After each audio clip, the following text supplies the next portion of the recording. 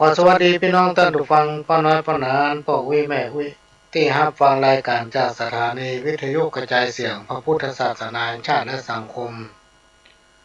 เคลื่อนเพื่อการศึกษาพระพุทธศาสนาและวัฒนธรรม FM 104.50 เมกะเฮิรตซ์จากวัดไฟหินตั้งอยู่หลังมหาวิทยาลัยเชียงใหม่ตำบลสุเทพอำเภอเมืองจังหวัดเชียงใหม่ก็หลังมช.พี่น้องท่านผู้ฟังช่วงนี้ก็มาพบปะในรายการสารธรรมกรรมเก่าข้าวห้ามก็เป็นเวลาหลายอาทิตย์ละพี่น้องท่านผู้ฟังน่าจะเป็นประมาณ2 อาทิตย์ที่ได้มาพบปะพี่น้องท่านผู้ฟังวันนี้ก็มาพบปะพี่น้องท่านผู้ฟังเป็นประจำทุกวันพฤหัสตั้งแต่เวลา3 ทุ่มถึง4 ทุ่มนะหายไปหลายช่วงเมื่อเสาร์อาทิตย์ที่ผ่านมาก็ได้มาพบปะพี่น้องท่านฟังก็ต้องขอสุมาภัยเนื่องจากมีภารกิจก็เริ่มตั้งแต่ช่วงวันที่1 มีนาเป็นต้นมาพี่น้องท่านฟังบ่ให้มีเวลามีแต่มันบ่ว่าง กำลังมาได้พักแต่ว่าก็วันนี้อากาศมืดครึ้มหมอกควันเนาะหมอกควันเต็มบ้านเต็มเมืองหลายคนบอกว่าโอ้ถึงวันหันลอยสุเทพวันนี้มาหันทำละเนาะ แต่ตอนค่ำประมาณสักทุ่มปลายนี่ก็เริ่มจางไปเครื่องบินเครื่องยังก็ขึ้นลงได้ตามปกติละหมอกควันก็เริ่มจางไปบ้างละตอนนี้อากาศมันเปลี่ยนพี่น้องท่านผู้ฟังเปลี่ยนแล้วเนอะร้อนภาคกลางวันนี่ร้อนตลอดอบอ้าวแล้วก็ตอนเมื่อคืนค่อนแจ้งในหนาวตอนเช้านี่หนาวตามกรมอุตุตามกรมพยากรณ์ที่เพิ่นพยากรณ์ไว้ว่าปีนี้จะแล้งและจะหนาวนักแล้วก็แล้งนัก ตอนนี้เปลี่ยนเข้าสู่หน้าร้อนแล้วก็ให้ปรับตัวเองเนอะพี่น้องท่านผู้ฟังดูแลตัวไผ่ตัวมันเพื่อมีสุขภาพแข็งแรงสมบูรณ์กันง่วงก็คือรับคือพักผ่อนโดยเฉพาะผู้สูงอายุนี่พักผ่อนนักถ้าเอาไปได้พักผ่อนนักนี่มันจะเป็นอันตรายต่อสุขภาพอันนี้มีแต่เลยพี่น้องท่านผู้ฟังแต่ก่อนนี่ไม่ค่อยเชื่อเวลาไผมาบอกเนี่ยต้องพักผ่อนนะต้องพักผ่อนหรือว่าออกกำลังกำลังมันเป็นอันตรายต่อสุขภาพเนอะเขาก็เชื่อแค่หัว แล้วมาถึงวันนี้ถึงเชื่อครูบาอาจารย์บอกว่าโอ้เท้ารู้สึกง่วงเท้าแค่หลับนอนพักให้สักกำมันหายง่วงก่อยมาเนี่ยอันนั้นอันนี้ต่อเพิ่นบอกว่าธาตุมันต้องการสมมติเรานึกอยากกินอะไรอย่างเนี่ยพี่น้องท่านผู้ฟังก็คือหามากินซ่อหากินเพิ่นว่าธาตุมันต้องการบางคนนึกอยากกินนั้นอันนี้กินไม่ได้ห้องกลัวเจ็บท้องพวกห้องก็กลัวมันพิษ มันมีหรอกพี่น้องท่านฟังบางผู้บางท่านนี่กินไม่ได้กล้าได้กินไม่ได้ก็เป็นเส้นเป็นสายละทีนี้ธาตุในตัวเขาเนี่ยมันต้องการมันเขาง่วงร่างกายเขาต้องการพักผ่อนเราต้องพักเขานึกอยากอันใดธาตุในตัวเขาก็ต้องการเพื่อไปเสริมก็ให้กินเนื้อพอต้องแต่ไปกินนักลำไปถ้ากินนักข้ารับก็เดือข้ารับละ เอาลองมาสังเกตดูตัวเก่าเนี่ยเวลาเอากินข้าวนักข้ารับอยู่ในก็เป็นข้ารับ ไม่โอ้ถึงคนที่อายุนักนะแต่อายุน้อยอย่างวัยรุ่นเนี่ยต้องกินนักไม่ได้ปันใหญ่ปันสูงมีพละกำลังบนห้องบาแข็งแห้งตั้งบกนาปั้นคณะได้เป็นปั้นนอนไม่ได้มาโอ้เรื่องให้เรื่องส่วนเขามาเอาละพี่น้องท่านระวังก็ไม่ได้สนใจต้องให้เรื่องส่วนละช่องงานการทำงานอย่างเดียวจะต้องเรียนหนังสือแล้วก็ทำงานถ้าไผ่ไม่ได้เรียนหนังสือก็หางานทำเนี่ยงานก่อสร้างนี่มีเต้าที่หันมาเนี่ยพี่น้องท่านระวังมีพี่น้องต่างประเทศต่างบ้านดูเหมือนว่าฟังรายการนี้อยู่มีครอบครัวหนึ่งเพิ่นห้ามเหมาทำบ้านเป็นหลังนะคนในครอบครัวเพิ่นน่ะมีเพียง 4-5 คนได้มีลูกสาวเนี่ยมีลูกเคยเนี่ยมีลูกผู้ชาย3 คนร่วมแรงแข่งขันพี่น้องท่านผู้ฟังทำบ้านเป็นหลัง5 คนนะแล้วไปหลายหลังแล้วก็ด้วยความวิริยะอุตสาหะด้วยความตั้งอกตั้งใจทำเพราะฉะนั้นพี่น้องท่านผู้ฟังในช่วงอายุของคนเฮาเนี่ยช่วงที่เฮาเนี่ยอย่างได้เนี่ยก็คือรีบทำ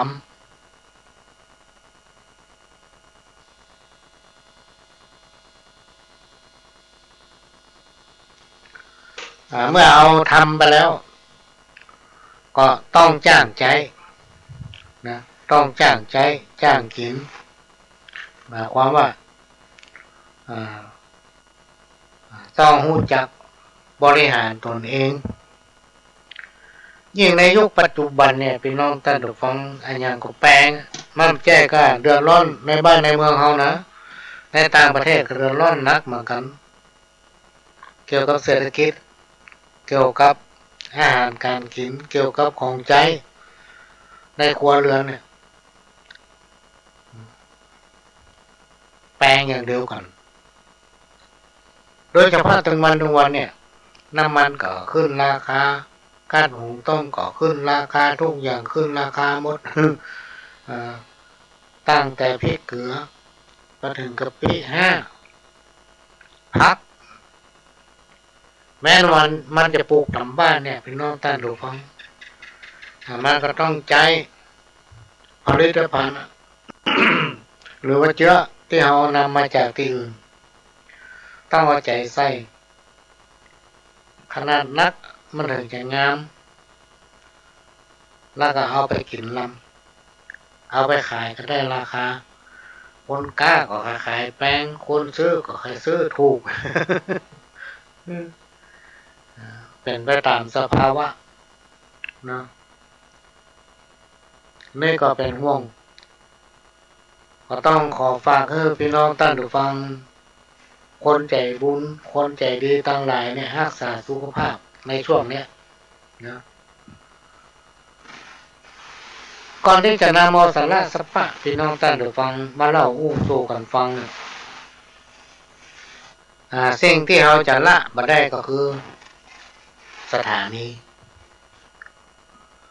รายการของพ่อหลวงนี่ได้รับการอนุเคราะห์เมตตาจากท่านผู้อำนวยการสถานีวิทยุของวัดไฟอิน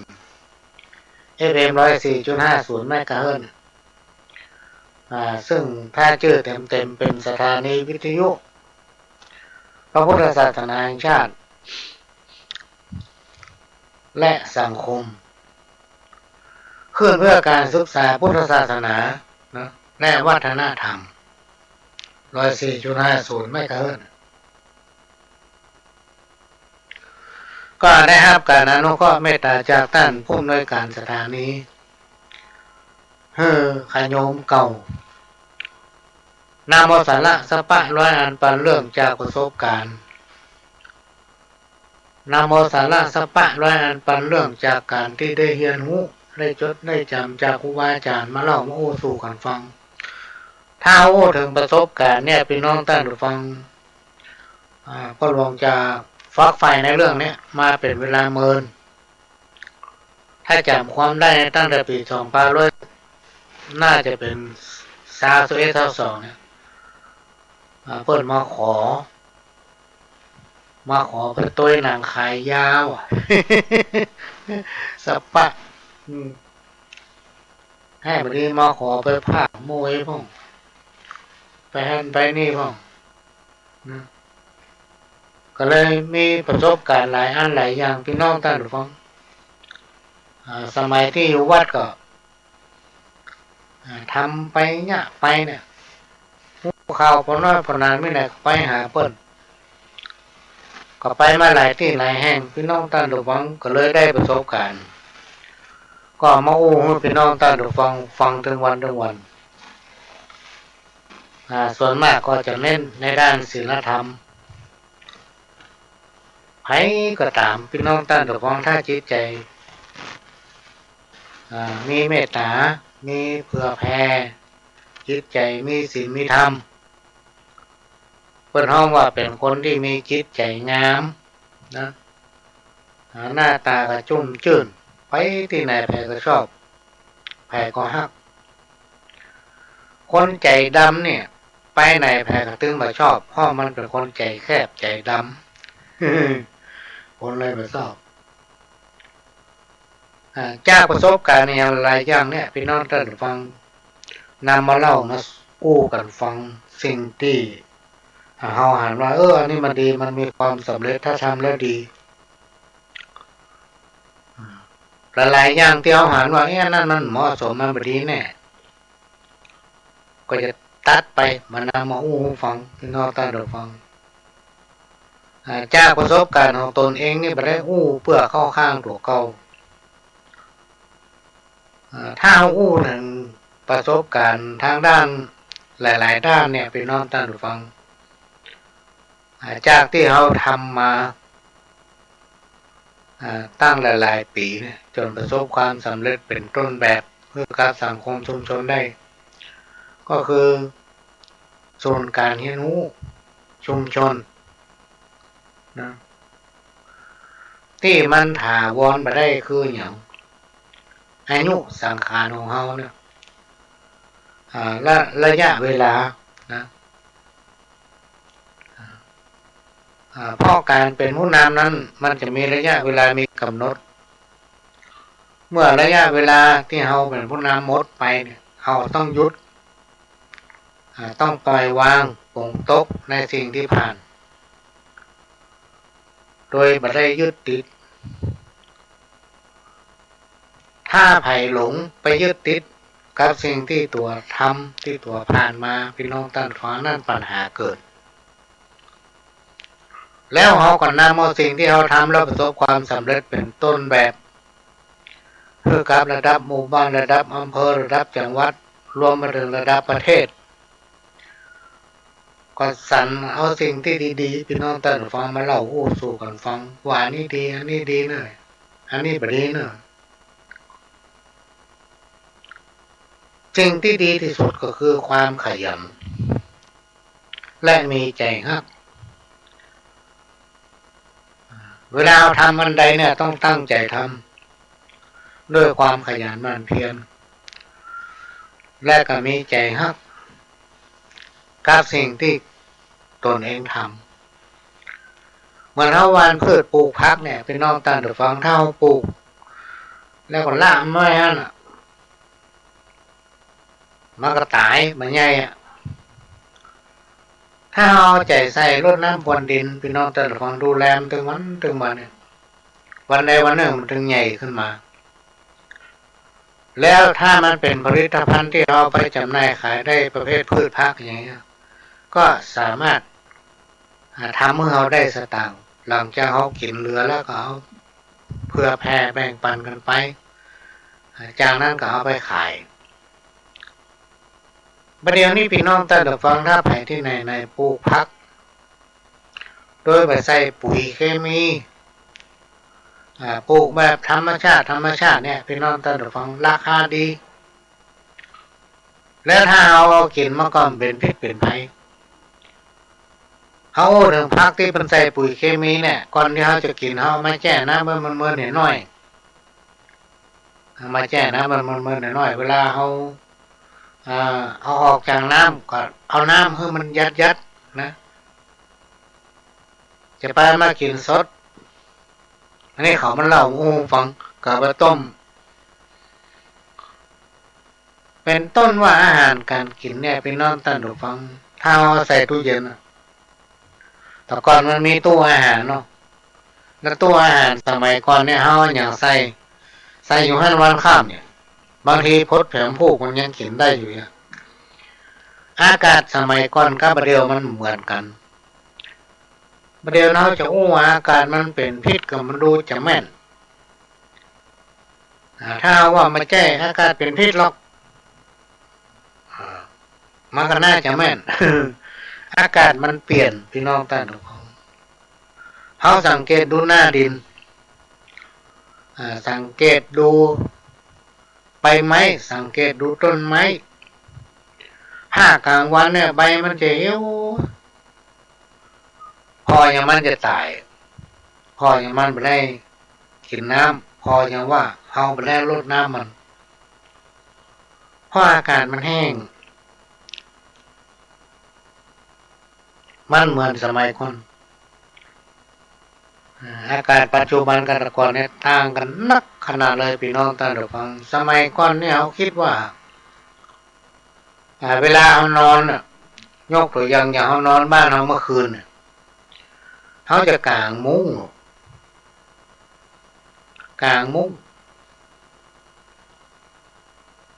ถ้ามันร้อนแห้งก็มีกระดาษแข็งอย่างอันหนึ่งเอาวีไปน้อยเดียวนะ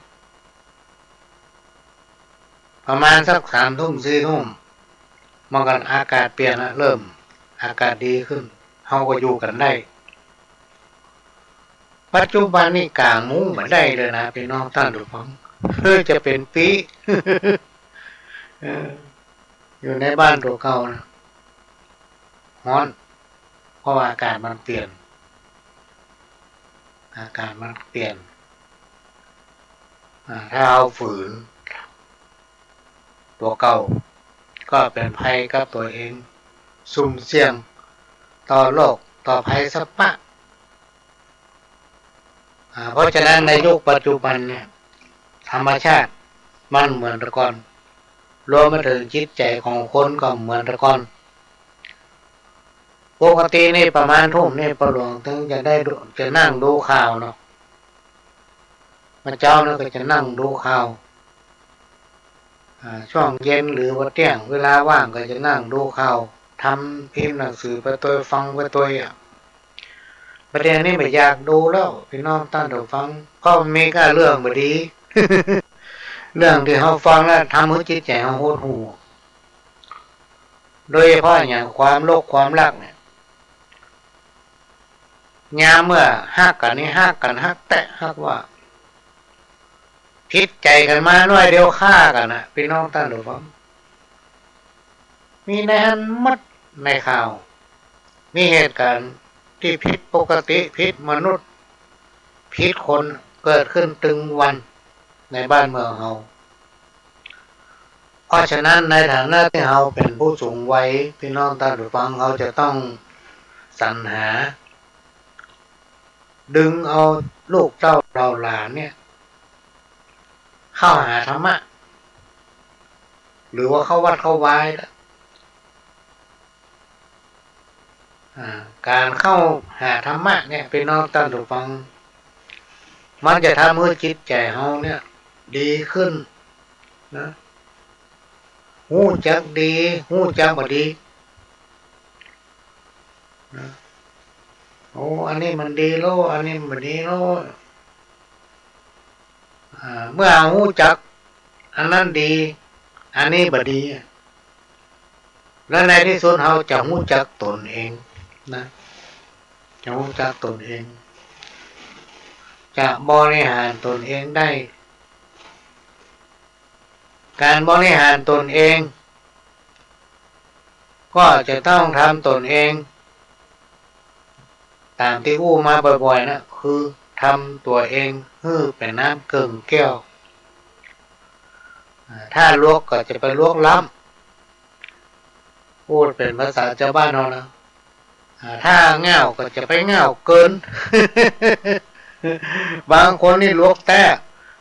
จนเพิ่นตั้งสายนามมันว่ามันลวกแล้วมันเง่าเนี่ยอันเนี้ยมันมีแต่น่ะพี่น้องแต่หรอกแต่ก่อนเขา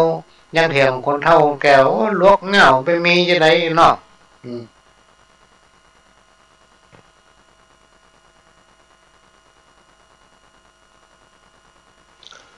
เห็นว่ามันมีแต่ลวกแล้วก็มันเง่ามันลวกแต่ว่าใจมันเง่าคนละก่อนนี่เปิ้นว่าอย่างไว้เนี่ยพี่น้องตาดูฟังมันแม่นหมดมาถึงปัจจุบันเนี่ยบาเสียดายสักกรรมมากับข้าวบนหนึ่งเรื่องอีปูสอนลานเปิ้นว่าอันนี้จังทุกขังแต่เล่าคนแก่คนเฒ่าต่างเศร้าโศกาเมื่อมานั่งคิดเป็นปริศนาเป็นสันได้จ้าถึงมาอย่างอีกคนเฮาตึงวันเดือดนั้นปนปี้อย่างมาบดีเจ่นล้ำที่ดินเต่าได้ขายไปจนเสี่ยงซ้ำทำแปลงใจปั้มเฮหา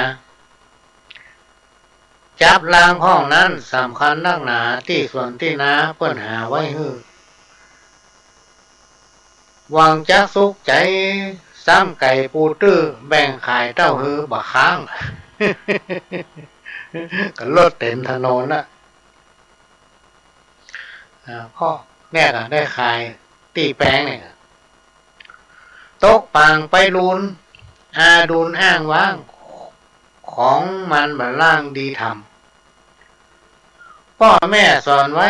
จะได้บัดจำหันแก่เงินคำหน้าดำกำเศร้าที่สวนที่นาปลูกยาปลูกข้าวเก็บไข่เพื่อเอาเงินไว้ใจเช่นลูกเช่นหลานทุกผ่านยากไรจักอยู่ได้สันใดจ้าที่ดินเท่านั้นสำคัญนักหนาบ่ใจงอกออกมาเหมือนคาเหมือนหญ้าถ้าเอาขายไปแล้ววันหน้าจะมีไหนมาแถมเล่าควรคิดให้ดีคนมีแต่เก้าเปิ้นเชื่อคนเท่าฟังกรรมเปิ้นรักษาไว้บ่ได้ทันหลำบ่เคยจำนำยกตำยืนกู้เปิ้นหาตั้งหน้าตั้งตาต่อสู้พ่อความอินดูลูกฮักหวังเฮ้อลูกหลานสุขบานยิ่งนักฟูมฟอกเพื่อเฮ้อดีงามเอี่ยวซ่อสอดไว้มีไหนซ่อถามเพียรพยายามติดตามผู้อู้งานนักก็เอางานเบาก็สู้เพื่อหวังกำจูลูกไทยที่ส่วนที่นาซ่อหามาไว้เต้าที่หาได้เอามาบัดเดี๋ยวนี้มีไหนจะหาที่ให้ที่นาปู่ย่ามอบฮือเป็นจะได้บารักษาอย่างมาซื้อบื้อที่ดินเต้าฮือบักคะลูกหลานตั้งหลังมีหวังอ้างว้างเขียมที่ปลูกสร้างเต็มทีจำเป็นต้องย้ายโคตรค่ายถอยหนีที่ดินบ่มีเป็นดีไข่ให้บ่มีอย่างเหลือตั้งใต้เพราะมีเต้าใดก็เรียบร้อย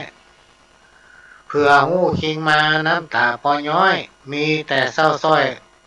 สมสารเติงคาบเติงมือต้องซื้อข้าวสารซ่อหาทำงานเนี่ยการนอกบ้านไข่ปูไข่ฟังหมดหวังทุกด้านแสนทรมานยิ่งล้ำเงินทองได้มาก็ปาเสียงซ้ำจ่ายเสียทุกค่ำทุกปลายทุกวัน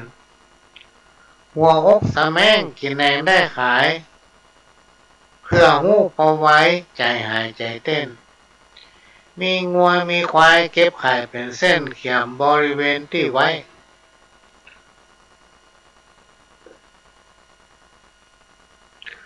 เจ้าของที่ดินต่างถิ่นนั้นไซพอเปิ้นซื้อได้เนินไหน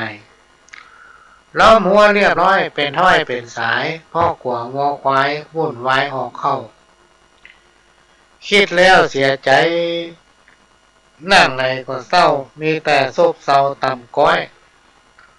ขอร้องเต้นนะเอาอาใหญ่น้อยกึดเฮือที่ถ้อยดูไปช่วยบอกพี่น้องเพื่อนพ้องใกล้ไก่วงวานเคยใหญ่ช่วยไข่หมกข้าวต้านช่วยกันรักษาที่นาที่บ้านจำสินกินตานไปเตอะ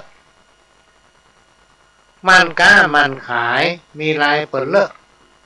มีเยอะบ่ต้องลวนเลที่ดินมีไว้อย่าได้ไขว้เขวฟังรีดฟังเตฟังเล่ขายเสี่ยงเพราะเป็นห่วงกันกลัวมันจะเกี้ยงบ้านนอกในเวียงหมดลึงไผว่าอย่างใด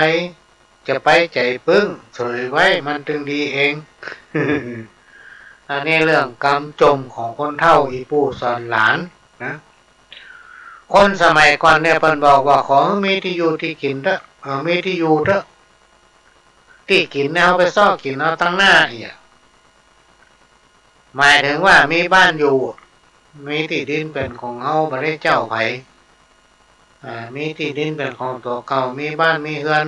มีตูบเป็นของตัวเก่าอีกนะบ่ต้องหาอยู่เฮือนใหญ่หลวงอะขอมีที่บ้านเป็นของเฮาสิอยู่ตูบใหญ่ตูบน้อยนั่นเป็นเรื่องของเฮาละมีการมีงานทำเหรอ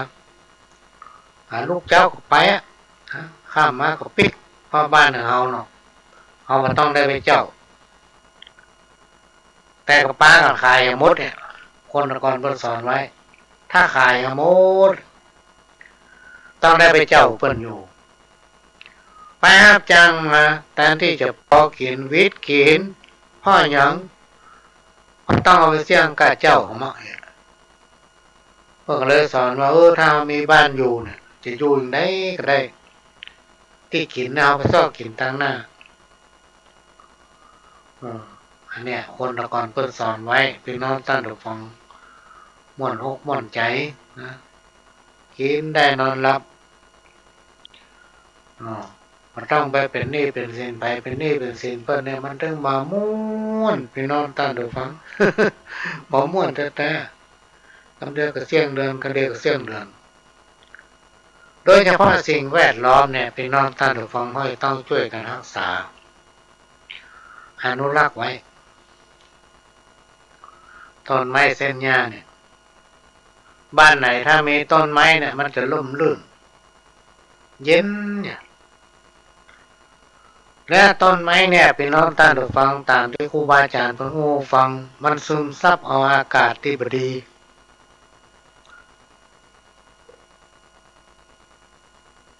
ไว้เวลาฝนตกมันก็เก็บน้ำไว้เก็บน้ำไว้เวลามันแห้งแล้งมันก็ไม่แห้งแล้งมันทำให้พื้นที่นั้นชุ่มเย็นแต่ที่นี่อาหารต้นไม้มีหนาก็ไปตัดให้หมดพี่น้องท่านของความร่มรื่นความชุ่มเย็นก็มีนะอยู่ไหนมันก็ฮ้อนอย่างทุกวันเนี่ยฮ้อนเพราะอย่างเพราะต้นไม้มีน้อย เมื่อมันมีน้อยมันมีอย่างมันดูดซับเนาะมันมีแร่ธาตุของมันอยู่ในตัวฝนก็มาตกแล้วอันนี้ก็มาเล่ามาโอ้ฟังตามคำที่เป็นเล่าต่อๆกันมามาฟังข้าวบทหนึ่งเรื่องการอนุรักษ์ป่าไม้เพิ่นบอกว่าพี่น้องตั้งหลายหญิงใจใหญ่น้อยลองมาฟังกวยที่จันเขตล้านนาไทยสมัยก่อนนั้นบ่อดอยากกันอันใดต้นไม้ใหญ่น้อยดงดอยใกล้ไก่ป่าดงพงไผ่น้ำไหลมาแห้งห้วยหนองคลองบึงฝนซึ้งเตื่อมแท่งยามเจ้ายามแรงม่วนล้ำมาบัดนี้หนาอย่างมาซอกซ้ำคิดใจเงียงความบอมวาย สภาพก่อนนั้นนับวันเลือนหายเพราะคนทำลายป่าไม้ใหญ่น้อยคิดถึงเมื่อใดจิตใจเศร้าส้อยทำไร่เลื่อนลอยก่อนนักแต่ก่อนนั้นมาสัตว์ป่าคึกคักเลยดักเงียบปิ้งยินวอยน้ำห้วยยามแล้งก็แห้งหมดซอยป่าไม้บนดอยลดถอยเกือบเสี่ยงหันแต่ก้อนหินดอยดินเลื่อนเกี้ยงต่อไม้เหลือลายเรียงใหญ่น้อยป่าไม้ดงตันนับวันเรียบร้อยมีแต่ต้นน้อยยังฝันหมู่เฮาพี่น้องเฮาต้องช่วยกันพอควายถึงวันอย่าหันแกได้สร้างสอนลูกหลานวงวานเหนือใต้ขอร้องกันไปตัวติดเฮาหมู่เดียวกันสัมพันธ์ญาติมิตรร่วมคิดต่อต้านถึงวันช่วยกันอนุรักษ์ปกปักป้องกันป่าไม้สำคัญพืชพันธุ์ใหญ่น้อยหมู่เฮาคนเมืองรุ่งเรืองเปล่งป้อยช่วยกันรักษาดอยพ่องเตอะอย่าตัดฟันไม้เอาไว้ใจซอยทำไร่เลื่อนลอยอย่าปล่อยไฟไหม้ป่าไม้ไพนาสัตว์ป่านั่นไซขอโปรดอย่าได้ทำลายฝนฟ้าจะแล้งน้ำแห้งเหือดหายเหมือนทะเลทรายวุ่นวายป่นปีจักทำฉันใดถ้ามันเป็นอย่างอี้ลองคิดฮื้อดีๆพี่น้อง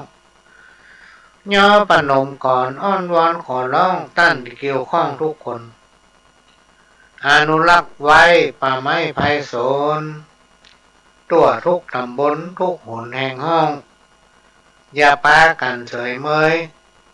เริ่มเลยปกป้องช่วยกันประคองเก่าจี้ก่อนมันจะสายวุ่นวายกว่านี้ก่อนจะปนปี้วามวายขอเชิญพี่น้องเพื่อนป้องตั้งหลายอย่านิ่งดูได้จะสายเกินแก้ร่วมแรงแข่งขันช่วยกันลงแท้หมู่เฮาล้านนาจุ่งมาช่วยกำรักษาเทือนถ้ำดงดอย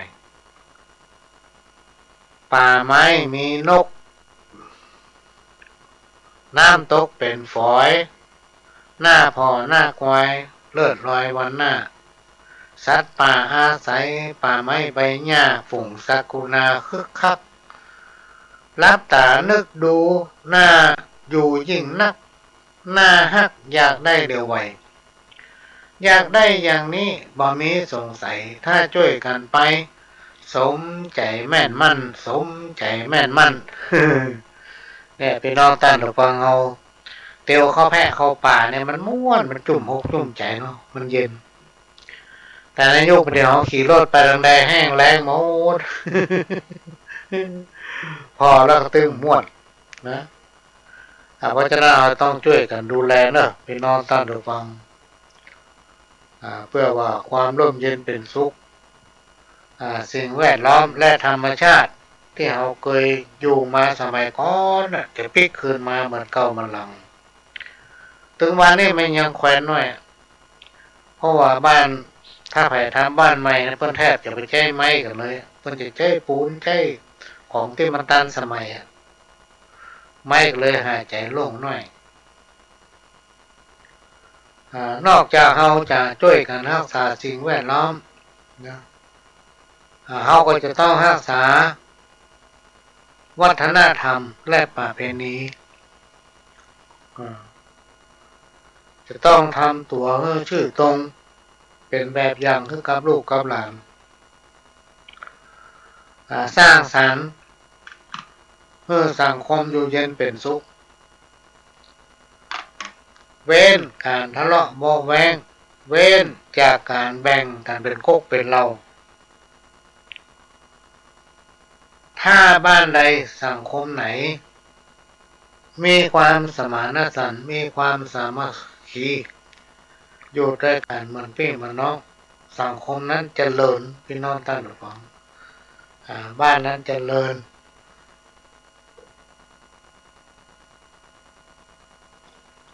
ถ้า คุยกันหาเรื่องจับพิษกันแบ่งกันเป็นกุ๊กเป็นเราบ้านนั้นบัดเจริญ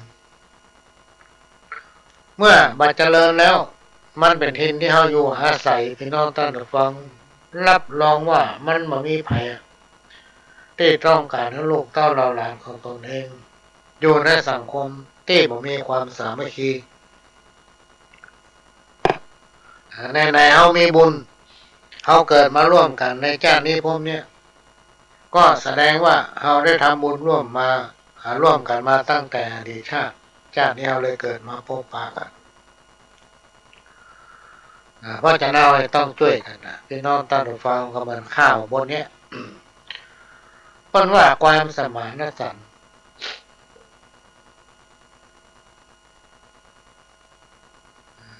ความสามัคคีนี้ตึงดีนั่งหนาก็หุ่มลุมลาปากันเติมตุ้มงานนักเป็นเบาหากเฮาอุ้มเป็นหมู่เป็นจุ่มตึงแล้วช่วยกันพัฒนาบักกากาเที่ยวจิตใจพองเที่ยวเจยบานทุกฝ่ายเอื้อเฟื้อทำเพื่อศักดิ์ศรีร่วมสามัคคีตึงดีบ่น้อยตึงดีบ่น้อยบ้านไหนถ้าฮักกันพี่น้องท่านผู้ฟังมีความสมัครสมานสามัคคีอยู่ด้วยกันมันพี่มันน้องนะไม่แยกพรรคไม่แยกพวกบ้านนั้นเจริญหูข่าวไปถึงไหนเปิ้นขยะเข้ามาส่งเสริมพี่น้องท่านผู้ฟังมาพัฒนามาให้ความหูทางด้านงบประมาณเนี่ยดึงมาอยู่เรื่อยๆในยุคปัจจุบันเนี่ยมันมีเทศบาลมีส่วนราชการหลายๆส่วนนะหลายๆภาครวมไปถึงธนาคารเนี่ยทุกธนาคารพี่น้องท่านผู้ฟังเปิ้นพร้อมที่ส่งเสริมเพื่อให้สังคมชุมชนและครอบครัวของสังคมแต่ละครอบครัวที่มีความพร้อมพัฒนาตนเองด้วยสนับสนุนตั้งปัจจัยพี่น้องท่านผู้ฟังเพราะนั้นเรื่องนี้เป็นเรื่องที่ขอฝากไว้สันใดบ้านเราจะอยู่ม่วนเรามีการมีงานก็ม่วนพอหน้าก็ม่วนปะกติไหนบ้านใต้บ้านเหนือก็ยิ้มเยี่ยมแจ่มใสบัดทะเลาะบ่แบ่งพวกคนนั้นพักคนนี้ความเจริญก็ข้อหามาติ๊กอันนี้เป็นเรื่องที่ต้องนำมาฝากปัญหาว่ากับที่นี่อยู่ได้ถ้าบัดลงใจแล้วมันอยู่ยากพี่น้องท่านผู้ฟังอยู่ในกระจ้างถ้าเอาเนี่ยอย่างไปเนี่ยพี่น้องท่านผู้ฟังทำไปแล้วมันสบายใจอู้กันลงส่งกันปอยเนี่ยอย่างก็ม่วนถ้าเอาจากเนี่ยอย่างสักอย่างเนี่ยพี่น้องท่านผู้ฟังมันจะดีขนาดแต่ว่ามาทะเลาะกันเนี่ยแน่จะผิดจะถูกกันเนี่ยสิ่งที่เราทำไปนั้นมันก็เกิดผลแล้วมันก็ดีทั้งที่มันดีแต่การมองไผ่เนี่ยพี่น้องท่านผู้ฟังห้อยต้องมองในสองแง่มองถึงด้านดีแล้วก็ด้านบดีแล้วเอามาจั่งพอแล้วความบดีมันมีนักความดีมันก็มีห้องโลกเอามาคิดดูเอามาจั่งกันดูเพราะฉะนั้นเราจะต้องศึกษาคนจะไปพอคนก็ไปนอกทุกอย่างไม่ต้องสมดุลกันเหมือนกับการโบราณที่บอกว่ามันเฮียนมันหู้มันดูมันศึกษาถ้าเราอยากจะหู้จักอุปนิสัยไปเข้าหาคนนั้นดูวิสัยทัศน์ของเขาว่ามีความคิดก้าวไกลขนาดไหนอันนี้เป็นสิ่งที่นำมาฝากในวันนี้แล้วก็มีข้าวบทหนึ่งที่เพิ่นแต่งแต้มเขียนไว้ว่าเรื่องประเพณีบดีลดละไผ่พระก็อวดอ้างสมเฉยฮีบเก่าเฮานั้นช่วยกันเปิดเผยไผ่ที่บ่เคยช่วยอวดช่วยอ้างเผยแพร่กันไปให้มันแผ่กว้างช่วยกันทุกทางพร่ำพร้อมช่วยกันอนุรักษ์ปกป้องกันสิ่งสำคัญประเพณีเฮาอันข อลูกเต้าเหล่านั้นช่วยกันเติมตุ้มอย่าละตุ้มขว้างชัดถ้าเราช่วยกันนะพี่น้องท่านผู้ฟังวัฒนธรรมประเพณีปื้นบ้านล้านนาของเขาเนี่ยเป็นที่สืบหน้าชูตาระดับโลกเลยนะพี่น้องท่านผู้ฟังพี่น้องต่างประเทศถ้าจะมาเนี่ยจะมาเมืองเหนือถ้ามาประเทศไทยเนี่ยคือมาเมืองเหนือลงจากกรุงเทพมาเมืองเหนือเลยเพราะเมืองเหนือล้านนาเขานั้นเรียบเต็มไปด้วยคุณธรรมจริยธรรมคนเหนือเนี่ยจิตใจงามนะคนภาคเหนือของเขาเนี่ยนะจิตใจงามเพราะว่าจะเป็นบ้านไหนจังหวัดใดเวลาเปิ้นมาเอี่ยวแล้วปีกไปเพื่อให้มาหาหม้อยพ่อคนเมืองเหนือล้านนานั้นจิตใจงามมีศีลมีธรรมบ่ถือยศบ่ถือเปรียบนะมาฮักมาจังไผอันนี้เป็นสิ่งที่สำคัญเนอะพี่น้องท่านผู้ฟังเกินชั่วโมงแล้วเนี่ยขณะนี้พี่น้องท่านผู้ฟังก็กำลังรับฟังรายการสาระสปะจากทางสถานีวิทยุ FM 104.5 ส่วนแม่กะเฮิรตซ์จากวัดฝ่ายหินก็ทุกวันศุกร์ทุกวันพฤหัสพี่น้องท่านผู้ฟังตั้งแต่ 3 ทุ่มถึง 4 ทุ่มก็มาพบปะกันดำเนินรายการโดยเข้ากับผมพระหลวงสว่างท่าดินจันทร์ประธานเครือข่ายของทุนแม่ของแผ่นดินจังหวัดเชียงใหม่และ8จังหวัดภาคเหนือรองประธานศูนย์ประสานงานของทุนแม่ของแผ่นดินแห่งชาติก็เทว่าจะลาไปหลายเตือนแล้วนะเพิ่นก็ว่าอดเอาจนถึงอายุ65ก็ย่างอีกพอถึง65ขออยู่บ้าน2 ปีอยู่ ถ้าได้อยู่จนตายหมดมาฟังข้าวทำบทหนึ่งอันนี้จากไผ่จากพญาเบาเคิน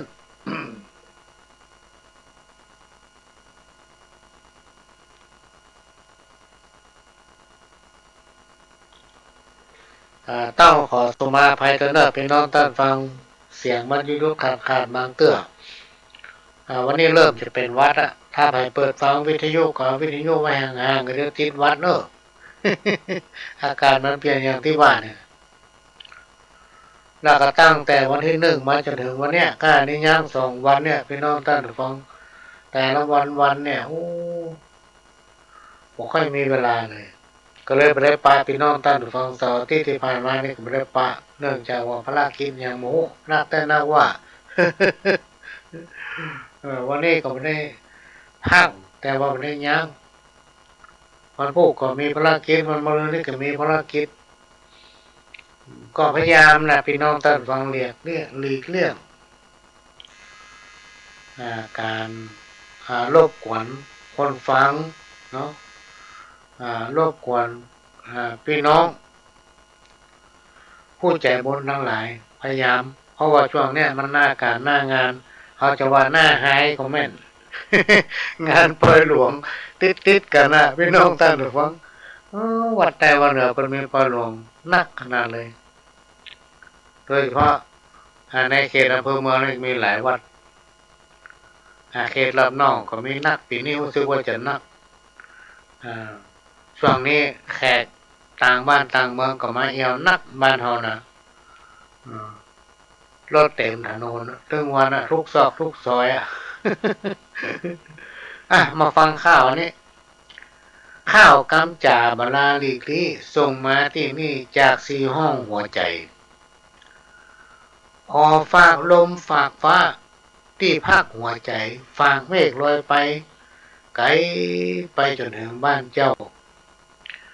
พี่ก็เติงหาแต่นายน้องเน่าพี่หลงพี่เมาใจแท้ห้ามใจเอาไว้พอบอกแปะเกินจะแก้แต่และนายเฮยห้างน้องเขาแล้วแม่แก้วตาเฮย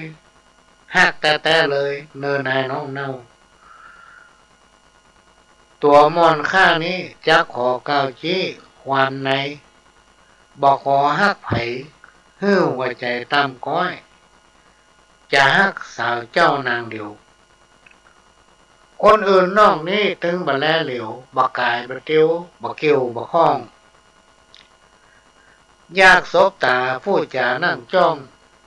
มาใหม่มาจองน้องจัน เอาละกันนี่ ติดไหนพ้นเลยนะไข้จวนขวัญตาสาวเคินน้องเน่ามานั่งนับดาวบนฟ้าปัดโถ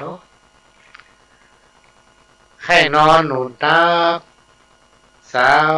ยามเมื่อเฮาอ่อนล้านอนห่มผ้าร่วมเตียงเดียวพี่ห้างน้องแล้วแอวกลมเขียวไข่จุยอกเขียวเฮือเสียวใจเล่นบ่ใจจุสาวเฮือเมาตื่นเต้นพ่อกำเวรมาจ่องจักมันรู้ ขอฝากข้าวนี้มากับลมหมอกเมยนะ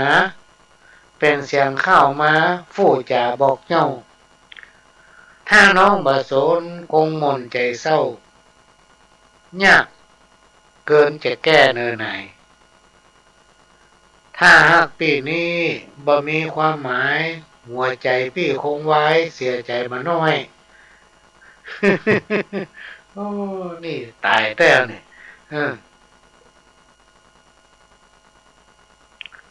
เขาว่าความฮักนี่นะพี่น้องท่านผู้ฟังมันทำเมื่อคนตาบอดและมันทำเมื่อคนตายได้นะพี่น้องท่านผู้ฟังมีวันหนึ่งฟังข่าวดูข่าวไปลงฮักเมียเปิดหรือว่าเมียเก่าๆหมูเป็นอดีตสามีลูก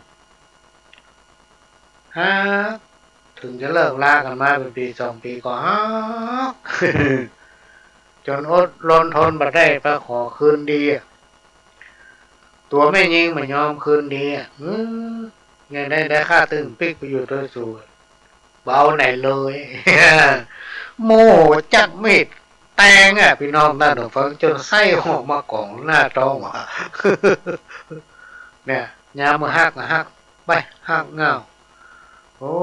อยู่เหมือนไปพิษหูกันมาหญ้าคือกันจนตายเนี่ยโบราณมาเก่าเพิ่นบอกว่าความฮักเนี่ยมันทำให้คนตาบอดได้พี่น้องท่านผู้ฟังและทำให้คนตายได้นะหมอหนึ่งสาวมาฮักอยู่ในหมู่ม่อนควานข้อตายวะ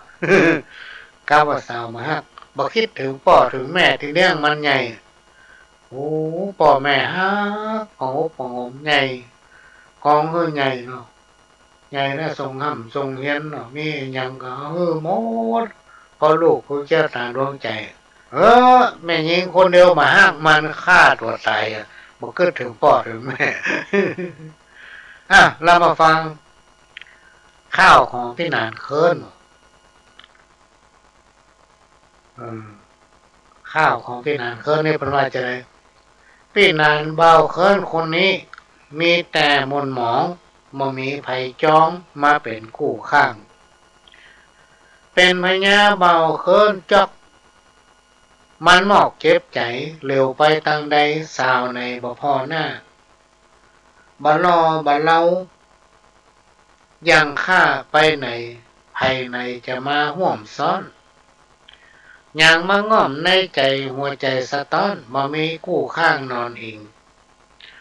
หนาวในใจนี้มามีไฟผิงมามีเปื้อนปิ้งยิงในบ่ห้อง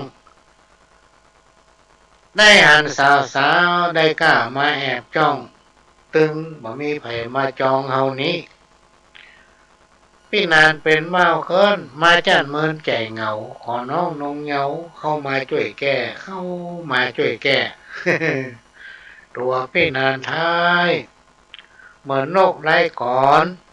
ซ่อหากู้นอนเป็นหมอนแนบข้างตัวคนเดียวอยู่เปียวเอกาเวลารับนอนกากลัวตายหนาวกระด้างตึงมามีสาวในสนใจน้ำตาไหลสะอื้นคู่ข้ามคู่คืนบัลละ ไข่ปลูกสลิดติดต้นสลักไข่หาคนฮักสักคนก็กลัวน้องบ่มองบ่สนกลัวน้องหน้ามนจังคนต่ำต้อยจังคนต่ำต้อยวะโอ้ไปดีดูพี่นานแต่ไปอยู่ทางใดพวกนั้นเนี่ย น้อยใจงานนานใจจ้าเปิ้นลาบท่ายำไว้พอขายพี่ขายมัดเพราะมันใจจ้าอินดูพี่นานเนาะข้าวห้ามจีบสาวแม่ห้างก็ได้สาวน้อยก็ดีอยู่อันนี้จากไผที่ไหนทางใดพวกเนอะเครือเขายาวหวันเราไม่เนิ่งปลายมันซึ่งกิ่งเนิ่งใบไหวอันเครือเขานั้นเหมือนมันเหมือนหัวใจแห้งตัวไอ้ใจหวันในน้องเน่าฮันโลอยู่ไก่เปียงใดเย้ยไปหาเจ้าเกี่ยวเกาะหวันเอาอีเนาะหากว่าตัวนายส่งใจจองก้องใจสองเฮาต้องเติมกันวันใดตัวพี่ให้และน้องใจต้องตรงกันทุกคืนทุกวันสุขสันต์มาหน่อยสุขสันต์มาหน่อยเนาะอ๋อนี่มาจากละปูนเฮ้ยทางละปูนเนอะแล้วก็มาฟังข้าวบทหนึ่งเวลาก็เหลือประมาณ10 นาทีถึงอยู่เนาะโลกมนุษย์เฮานี้หนอพอดูย่องย้อนมันน่องค้อนสะต้อนจิตใจทรงตั้มปานกลางดำขาวไผบ่ได้แต่งสร้างหากมีกรรมนำทางแต่งคิดห้องว่าผมลิขิตมันแบ่งเส้นชีวิตตามบทบาทถ้อยลีลาห้องอู้จ่าแข็งกำแหงปากก้าลีดนาทาเล่นบ่ได้เก่งขามหาถ้อยร้อยความใส่เปิ้นเจ้าบ้านห้องใจอำนาจยศศักดิ์กับวาสนาทำตัวเก่งกล้าโมหะนำพาอวดฤทธิ์เกิดเนี่ยต้องตายใจมันพอบ่คิดถือว่าโลกกว้างโอฬารประพฤติตนยอกย้อนในโลกสงสารหาว่าเป็นวิมานสุขสนานม่วนเล่นเกิดแก่เจ็บตายมานับเข้าเส้นวิปโยโคบ่คิดสรีระร่างกายหาได้ล่ำปิดเนื้อหนังเหี่ยวแห้งโรยลาหูลมร้ายไล่เข้าหูตาไฟฟ้านาออกดำกำเศร้าพละกำลังถอยลงกำน้อยหัวเข้าคอนโคคะย่างเตียวไปไหนใจสั่นเฟ้ฟ้าหัวก็สั่นเท่างอนนึกถึงธรรมะที่พระสั่งสอนโลกมนุษย์เฮานี้เป็นโรงละครบ่พิษแผงได้บ่แสวงหาคมไฟส่องแสงกล้าเฮือปัญญาสอดคิดเกิดแล้วต้องตายเหมือนกันทุกชีวิตบ่มีไผทนอยู่ได้เนิ่นนายมีเกิดแล้วก็ต้องมีตายเกิดมาเต่าใดก็ตายเต่าอั้นเกิดมาเต่าใดก็ต้องตายเต่าอั้น อันนี้ก็ข้อถามกันเนอะพี่น้องท่านผู้ฟังมาจากไผทางใดพวกนี้น่าจะเป็นทางละปูนแล้วเนี่ยโยไปเฮ อ้าวทำบทหนึ่งอันนี้เรื่องความทุกข์ของป่อเดือนธันวาเข้ามาแถมครั้งวาระจอดจังเนินนายต้านทั้งหลายตัวผมนี่เจ้าขอก้าวชี้ขายหาย ทุกข์ของพ่อพิตาไม่ใช่ว่าแกล้งดังใจจักแสดงเดี๋ยวนี้อ่านคุณพ่อนั่นหนาบาลาลบเล่ยาการอยู่ถึงวันได้เงินมาจ่ายใจก็เพื่อภัยกันอิดหิวถึงวันก็เพื่อลูกน้อยอิดอ่อนกายบ่เคยกล่าวถ้อยแม้นจะเท่าแก่แล้วก็ยังยาการอิดหิวจังมันเพื่อเลี้ยงลูกเจ้าแต่ก่อนแต่หลังเมื่อลูกเจ้าอยู่ในห้องต้องแม่มารดาพ่อก็อดทนหิหาเก็บหอมว่าอันไว้ให้แม่เจ้าพ่อก็อดทนอยากกั้นอดกินเก็บมันเผ็ดฮ้อนกับเข้ากับป่าซ่อหาลุงต้องพ่อก็จำเป็นต้องยะเองจะให้แม่ยะพ่อซ้ำมากกว่าเก่งกว่าสะเด็นจับใส่ลูกต้องยามลูกจะเกิดมาแม่ก็ร้องร่ำให้พ่อก็ขึ้นไปสปะขัวบุตราและแม่เจ้าจะละลาตายขาดความมอมไหวหันหน้าลูกแล้วพ่อก็ดีใจใส่ชื่อนามนายไว้ห้องบอกแจ้งพอลูกเกิดมาจำเป็นต้องหิหามาแทนเพราะบ่พอใจผ้าอ้อมผืนบาง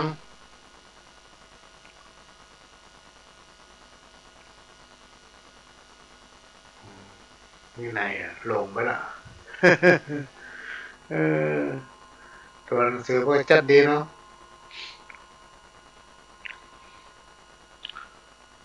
กลัวลูกบุตรหาและแม่เจ้าลาตายขาดความมองไหวหันหน้าลูกแล้วพ่อก็ดีใจ